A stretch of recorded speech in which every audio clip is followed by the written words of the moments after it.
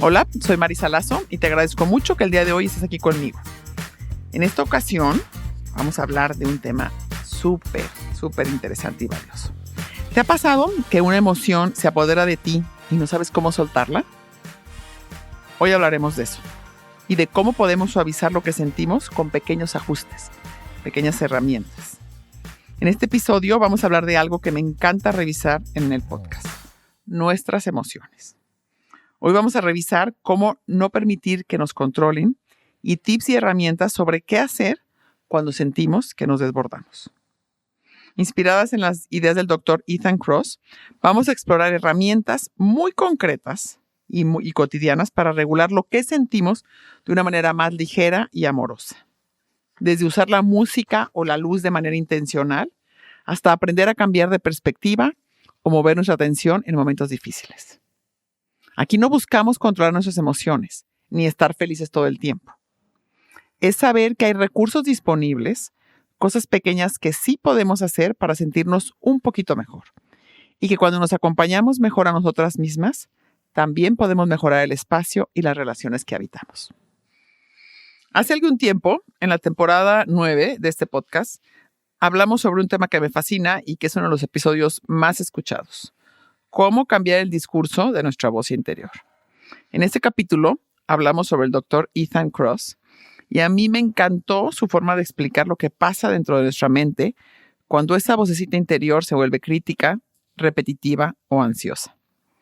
En aquella ocasión profundizamos sobre su libro Chatter, Cuchicheo, donde explora justo eso: cómo nos hablamos a nosotros mismos y cómo podemos hacerlo de una manera más amable y efectiva. Y hoy volveremos a hablar sobre sus ideas porque recientemente publicó un nuevo libro que también me encantó, que se llama Shift. Cambio, podríamos traducirlo. Y se trata de cómo manejar tus emociones para que no te manejen a ti. En él nos comparte herramientas para manejar nuestras emociones de una forma mucho más ligera, sin reprimirlas ni dejar que nos dominen. Me parece un enfoque súper práctico y útil para el día a día. Así como en Shatter nos ayudó a ver cómo hablarnos mejor a nosotros mismos, ahora en Shift nos invita a mirar nuestras emociones con un poco más de distancia, más perspectiva y más claridad.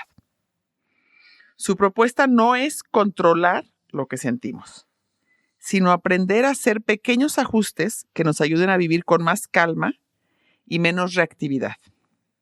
Y como ya saben, este tipo de temas me encantan. Así que hoy vamos a explorar algunas de las herramientas que propone el autor para que podamos aplicarlas en nuestra vida diaria. Algo que me pareció conmovedor es que muchas de las investigaciones de Ethan Kross están inspiradas en su abuela, una mujer que sobrevivió al Holocausto. A pesar de todo lo que vivió, él la recuerda como una persona alegre, cálida, generosa, capaz de hablar de cómo se sentía, pero sin poder regresar a esos recuerdos tan dolorosos. Y eso fue lo que más le llamó la atención. Había cosas que simplemente eran demasiado abrumadoras para procesar. ¿Cómo es posible que algo que vivimos y sentimos se quede tan adentro, tan presente, que no sepamos cómo enfrentarlo? Y a partir de esa pregunta y de esas reflexiones, Kross empezó a estudiar qué pasa cuando las emociones nos sobrepasan, nos abruman o nos controlan. Porque claro, las emociones son parte natural de nuestra experiencia humana, pero a veces se desbordan, nos dominan y se quedan más tiempo del que quisiéramos. Se activan con demasiada fuerza por más del tiempo necesario y nos cuesta mucho trabajo encontrar la manera de calmarlas, de volver a un punto de equilibrio. Lo esperanzador es que sí hay formas de suavizar ese desbordamiento emocional. No se trata de ignorar lo que sentimos, lo repito otra vez, ni de reprimirlo, sino de acompañarnos mejor. Kross nos muestra que con herramientas sencillas y prácticas podemos aprender a tomar un poco de distancia, a observar lo que sentimos con más claridad y compasión y a recuperar poco a poco nuestra calma. Porque aunque hay emociones que duelen, y mucho, también hay caminos para hacerlas más manejables. Desde siempre, los seres humanos hemos buscado la manera de entender lo que sentimos. Ya desde las pinturas rupestres hay señales de que el dolor emocional nos ha acompañado desde el principio. La tristeza, la pérdida, el miedo, todo eso que a veces, aún hoy, no sabemos cómo nombrar. Y a lo largo de la historia hemos hecho de todo para intentar manejarlos. En algún momento se pensó que quienes eran consumidos por sus emociones estaban poseídos por espíritus y que había que liberarlos. Y no hay que irnos tan lejos. Hasta hace no mucho, en los años 40 y 50, todavía existían las lobotomías, con la intención de calmar o curar a quienes sentían demasiado. Imagínense eso, vivir tanto dolor interno que la única respuesta que encontraban era intervenir el cerebro. Es fuerte pensarlo, pero también nos recuerda cuánto ha costado aprender a mirar hacia adentro con compasión. Por otro lado, es esperanzador ver que, como sociedad, poco a poco estamos entendiendo que las emociones no son algo que tenemos que evitar o arreglar, sino que son señales valiosas que necesitamos aprender a escuchar.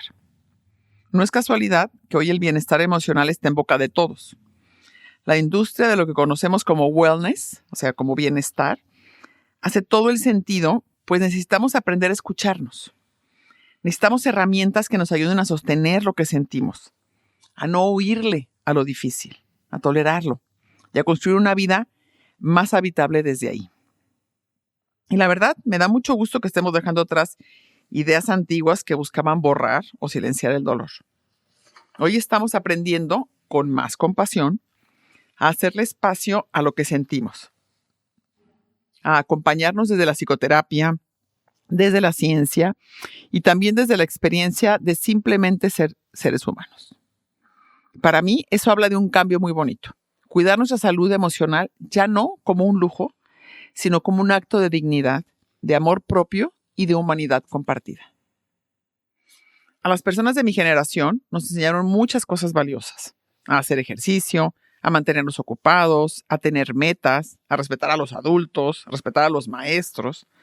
Desde chicos íbamos a clases de deportes, aprendimos a rendir, a esforzarnos.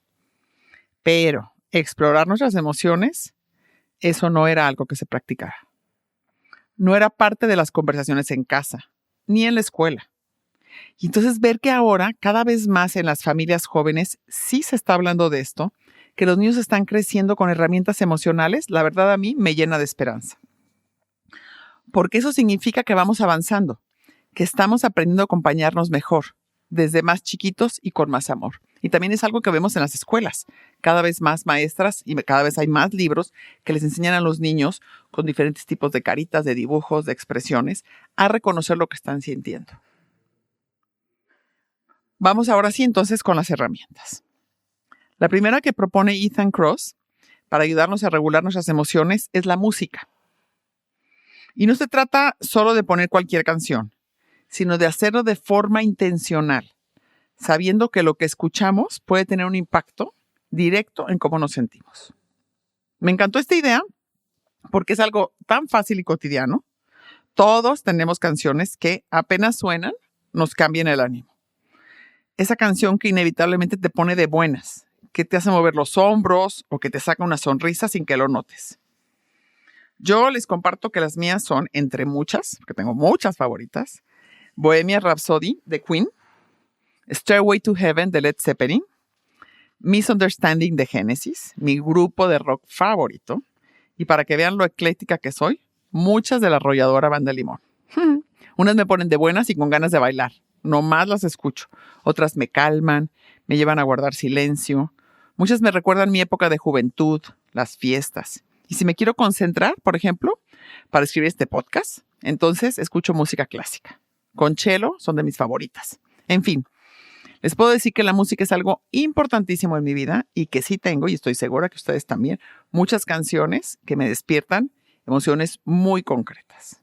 La propuesta de esta herramienta es que tengamos listas, playlists, preparadas según el estado de ánimo que queremos cultivar, pero hay que tenerlas con anticipación. Tal vez una que te dé energía para arrancar el día, otra que te acompañe en momentos más tristes, una que te relaje después de un día pesado. Tener estas playlists listas es como tener un mini botiquín emocional. Me encantó esto. Un mini botiquín emocional al que puedes recurrir cuando lo necesites. Me gusta mucho porque no requiere grandes esfuerzos, porque todos lo podemos hacer. Y solo parar un momento, reconocer cómo te sientes y decidir qué quieres escuchar para acompañarte mejor, me parece una gran herramienta y un gran momento. No estás evitando, no estás negando, no estás haciendo más grande el sentimiento, simplemente estás deteniéndote, reconociendo lo que sientes y diciendo, a ver, y pensando, ¿qué canción, qué estado de ánimo me ayudaría en este momento? Y poner esa canción. Algo que me pareció muy interesante de esta herramienta es que no se trata solo de usar la música para acompañar lo que sentimos, sino también para dirigirlo. Porque a veces cuando estamos tristes, lo primero que hacemos es poner canciones melancólicas y eso nos hunde todavía más. Y claro, hay momentos en los que necesitamos desahogarnos, llorar tantito y eso está bien. Pero otras veces lo que queremos es salir de ese estado. Y ahí es donde entra la parte estratégica de esta herramienta. Se trata de tener la capacidad de reconocer lo que estamos sintiendo y preguntarnos, ¿quiero quedarme aquí o quiero moverme hacia otro lugar emocional? Si estás triste y sabes que necesitas un empujoncito, pon esa canción que siempre te levanta el ánimo. Si estás nerviosa antes de una presentación, tal vez no te conviene una canción demasiado intensa que te acelere más, sino una que te centre y te dé confianza. La maravilla es que nuestros sentidos están directamente conectados con nuestras emociones. Y ser conscientes de esto nos abre un montón de posibilidades. A mí me encantó pensar que así como cuidamos lo que comemos, o lo que vemos, lo que miramos, también podemos cuidar lo que escuchamos, como una forma de acompañarnos mejor emocionalmente. Es un recurso súper sencillo, pero lleno de intención. Y hablando de los sentidos, hay muchas formas en las que podemos acompañar lo que sentimos y dirigir nuestro estado de ánimo hacia donde queremos. A veces algo tan simple como tocar una textura suave, abrazar una almohada o ponerte una prenda que te hace sentir segura, puede ser justo ese empujoncito que necesitamos para aterrizar y sentirnos un poquito más centrados. Son gestos pequeños que nos reconectan.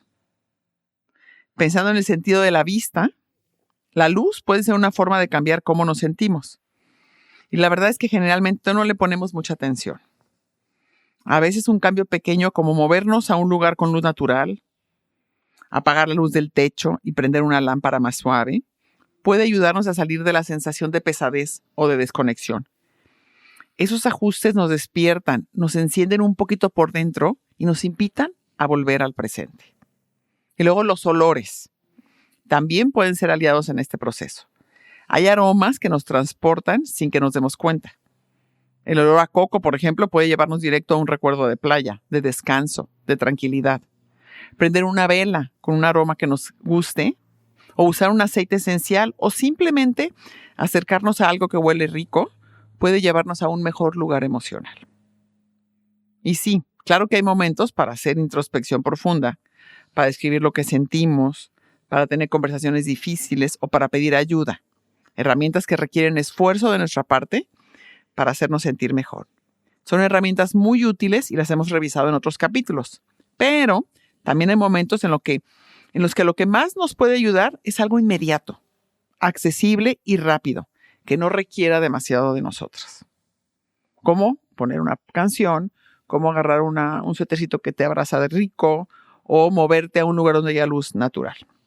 Lo importante es saber que estas herramientas sensoriales existen. Tenerlas cerca, conocerlas y usarlas con intención. Y fíjense, no se trata de sentirnos bien todo el tiempo, porque eso además es totalmente irreal, sino de contar con opciones que nos ayuden a regular lo que estamos viviendo. Opciones prácticas y rápidas. Ahora vámonos a la segunda herramienta. La segunda herramienta para regular lo que sentimos es aprender a mover nuestra atención de manera intencional. Saber en qué momento enfocarnos en lo que sentimos y cuándo es mejor dirigir la mirada a otra cosa. Muchas veces creemos que lo mejor es enfrentarnos de lleno a lo que sentimos, atravesar la emoción tal cual viene, especialmente cuando se trata de emociones incómodas. Y es cierto que en muchos momentos es lo mejor, pero a veces se nos va la mano y no dejamos de pensar en ello. Así que no siempre es la mejor solución. A veces lo más sabio que podemos hacer es hacer una pausa, cambiar de foco, mover nuestra atención a otra cosa, no para ignorar lo que sentimos, para nada, sino más bien para darle espacio y que baje un poco la intensidad para poderla procesar mejor más adelante. Esto puede funcionar como una especie de sistema de defensa interno. Me encantó. Sistema de defensa interno. Cuando una emoción es demasiado fuerte, redirigir la atención por un momento nos permite calmarnos, recuperar el equilibrio y después, si hace falta, volver a mirar lo que está ahí. Puede ser algo tan simple como cambiar de actividad, salir a caminar, hablar con alguien o enfocarte en una tarea completamente diferente. Ahora, esto no significa evitar siempre todas las emociones. Por favor, no hay que confundirnos. Si te das cuenta de que estás usando la distracción para no sentir o para postergar algo que en realidad es importante que atravieses, ahí es donde hay que detenerse y mirar más de cerca.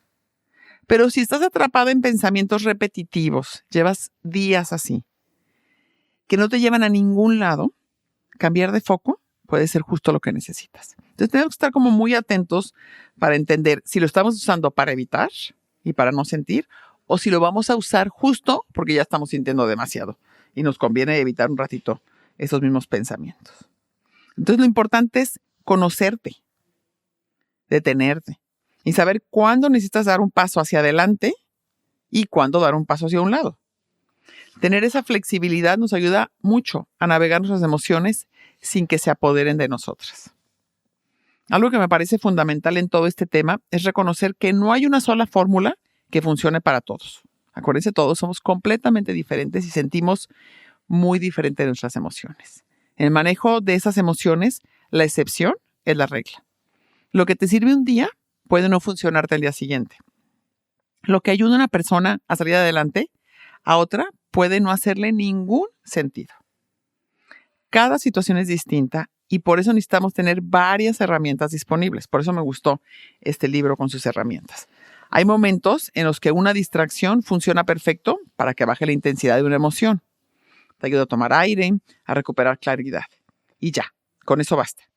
No es necesario volver a revisar el tema porque ya se asentó y ya pasó. Pero hay otras veces en las que después de distraerte, la emoción regresa. Tal vez no con la misma fuerza, pero sigue ahí. Y ahí es cuando podemos usar otra herramienta. Lo bueno es que como ya pasó algo de tiempo, ya no estás en el desborde, ya no estás tan sensible y eso te permite mirar lo que sentías con un poco más de distancia. Una que te permita una nueva manera de procesarlo. Y entonces aquí viene la tercera herramienta, que esta tiene que ver con cambiar la perspectiva. Y a mí esta me parece de las más poderosas, porque todas y todos tenemos la capacidad de reencuadrar lo que nos pasa. Todos.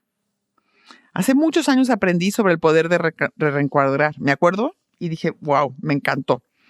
Y eso se trata de encontrarle otro significado a lo que vivimos o a lo que estamos viviendo.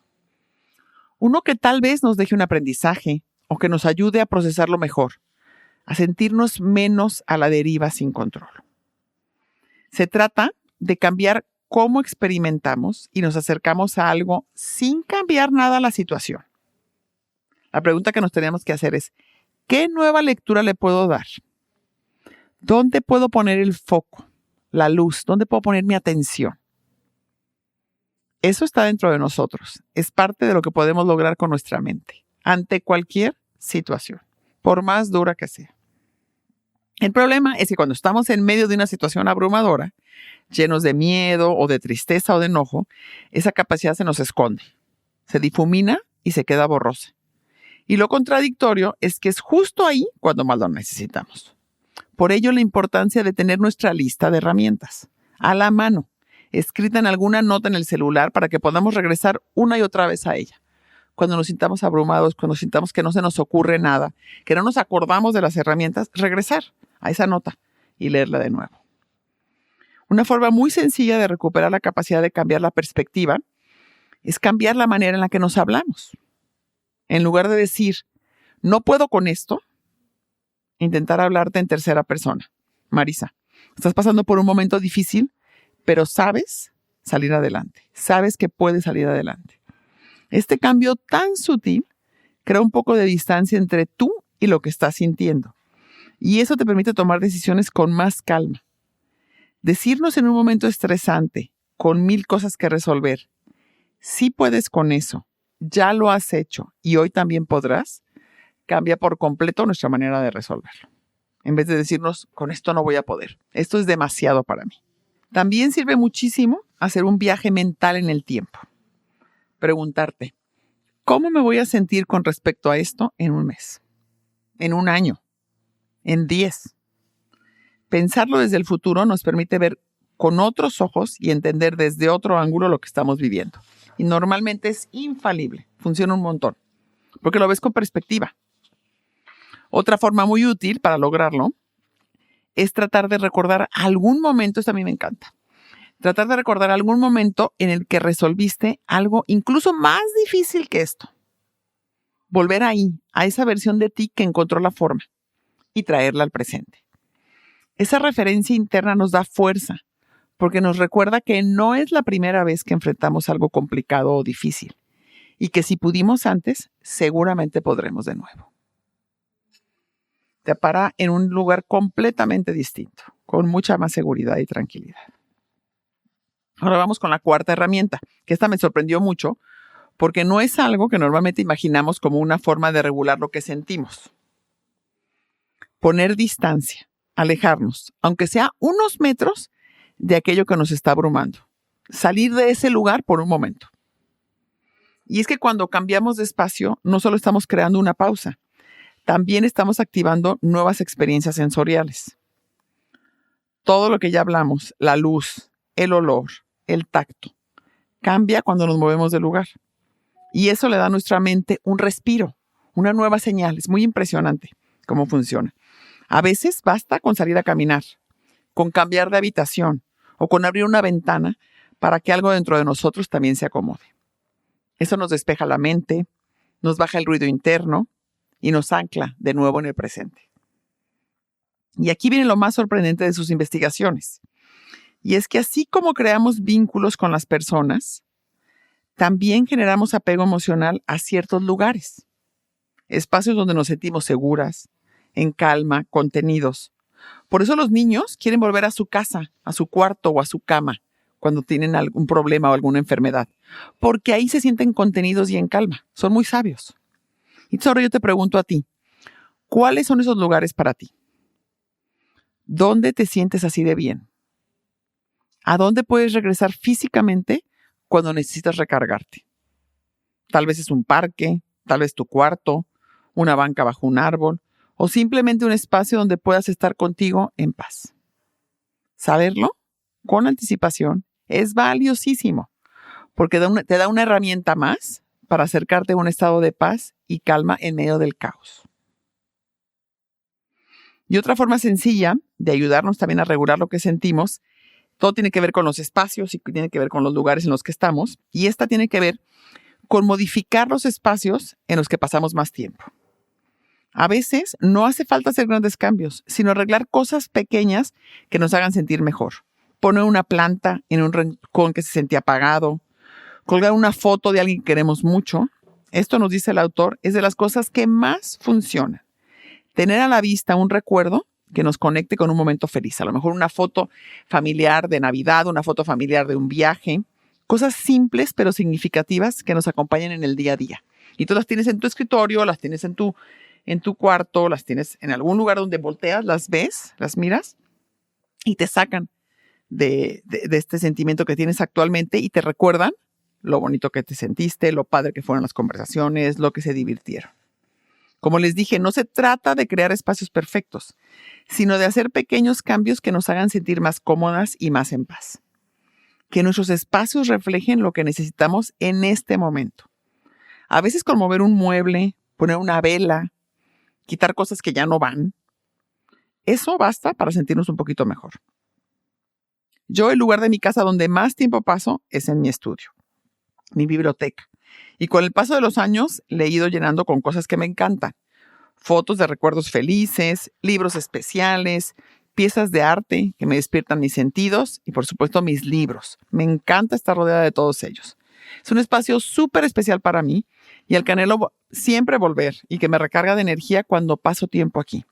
La verdad es que con el paso de los años me he dado cuenta que necesito, que para mí es indispensable, pasar tardes aquí. Es definitivamente uno de mis lugares predilectos y que mejor bien me hace. Así que cada uno piense en dónde puede tener ese espacio, cómo lo puede ir arreglando, si le falta una foto, una plantita, una vela, algo que lo haga más acogedor. Y ahora nos vamos con otra herramienta que también me pareció fascinante y esa tiene que ver con lo que se conoce como contagio emocional. Es algo que todos hemos experimentado, aunque no siempre seamos conscientes de ello. La idea es muy sencilla y es que las emociones se contagian. Así como bostezar es contagioso, el estado de ánimo de quienes nos rodean también suele influir en cómo nos sentimos. Hay un experimento que lo ilustra perfecto. A un grupo de personas se les dividió en equipos y a cada equipo se le asignó un líder.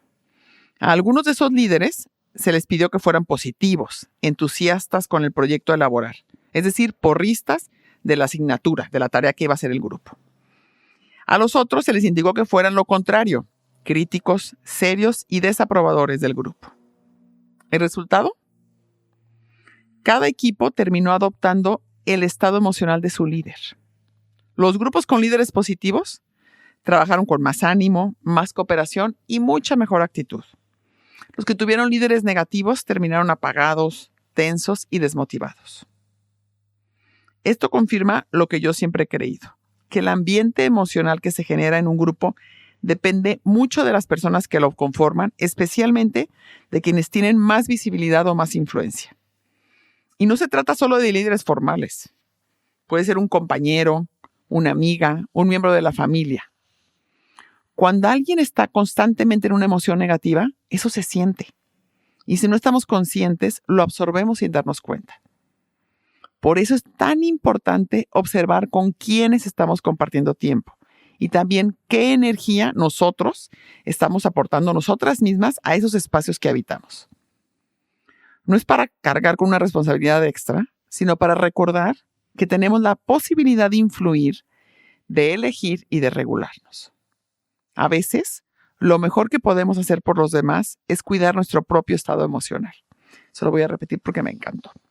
A veces, lo mejor que podemos hacer por los demás es cuidar nuestro propio estado emocional. Porque vamos a influir a todos los que están a nuestro alrededor. Y lo mejor de aprender todo esto es que también hay una gran oportunidad. Si sabes que las emociones se contagian, entonces puedes usarlo a tu favor. Si notas que en tu equipo de trabajo los ánimos andan bajos o que tu hija llega triste después de perder un partido de fútbol, puedes ser tú quien ponga otra energía en la mesa. Puede sonreír, dar una palabra de aliento, poner su música favorita o tal vez cocinar su platillo predilecto. Es decir, hacer un gesto amable. A veces no necesitamos grandes discursos. Solo ser esa presencia que transmite calma, esperanza o alegría.